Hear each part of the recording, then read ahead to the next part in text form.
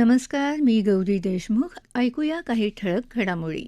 राज्यसभेच्या रिक्त होणाऱ्या देशभरातल्या 37 जागांसाठी द्वैवार्षिक निवडणुकांचा कार्यक्रम केंद्रीय निवडणूक आयोगानं जाहीर केला आहे. राज्यातून निवडून गेलेले शरद पवार, रामदास आठवले, डॉ. फौजिया खान, रजनी पाटील, प्रियंका चतुर्वेदी, डॉ. भागवत कराड आणि धैर्यशील पाटील या 7 सदस्यांचा कार्यकाळ येत्या 2 एप्रिल रोजी संपणार आहे. या जागांसाठी 16 मार्चला मतदान होईल आणि त्याच दिवशी निकाल जाहीर होईल.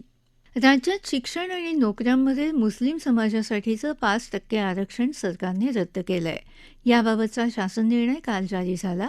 काँग्रेस आघाडी सरकारने मराठा समाजासाठी 16% आणि मुस्लिम समाजासाठी 5% आरक्षणाची तरतूद करणारा अध्यादेश काढला होता. त्याचा कालावधी समाप्त झाला असून आरक्षणाचा प्रश्न न्यायप्रविष्ट असल्याने हे आरक्षण रद्द केलं आहे.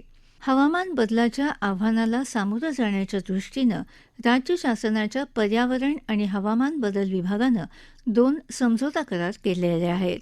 यात प्लास्टिक बाटल्यांचं रिसायकलिंग करण्याच्या तसंच शासनाच्या हवामान बदलविषयक आराखड्याच्या अंमलबजावणीच्या कामाचा समावेश आहे. T20 क्रिकेट विश्वचषक स्पर्धेत आज अ गटात भारताचा सामना नेदरलँड्सबरोबर होणार आहे. अहमदाबादच्या नरेंद्र मोदी स्टेडियमवर संध्याकाळी 7 वाजता सामना सुरू होईल. मुंबई शेअर बाजारात आज 283 अंकांची वाढ झाली आणि तो 83,734 वर बंद झाला. राष्ट्रीय शेअर बाजाराच्या निफ्टीत 94 अंकांची वाढ झाली आणि तो 25,819 वर बंद झाला. याबरोबरच आकाशवाणी मुंबई केंद्रावरचं हे बातमीपत्र संपलं. पुन्हा भेटूया संध्याकाळी 7 वाजता आकाशवाणी मुंबईच्या प्रादेशिक बातमीपत्रात. नमस्कार.